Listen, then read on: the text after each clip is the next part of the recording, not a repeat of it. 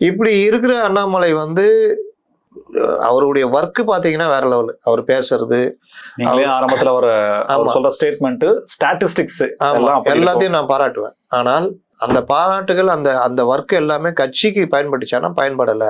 அதாவது கட்சிக்கு 30% இவருக்கு 70% மாத்தி. அப்படி.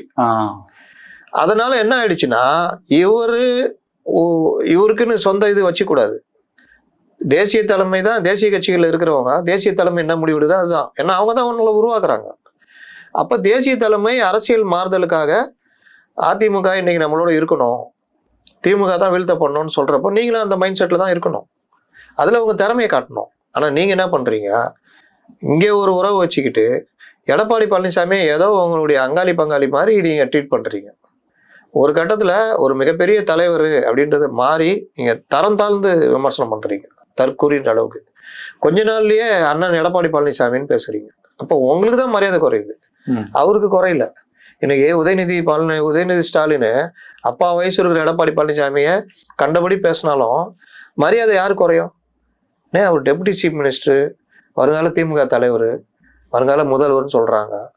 இப்படி பேச்சுல ஒரு இது இல்லையே. அதுதான் எல்லாம் கூட்டணியில இருந்துகிட்டு எல்லாம் அதான் பார்ப்பாங்க. அதே மாதிரி அண்ணாமலை பண்றதும் உங்களை வந்து யாரும் ரசிக்கல. யார் ரசிப்பா? இவர் உருவாக்கியிருக்கா வார் ரூம்.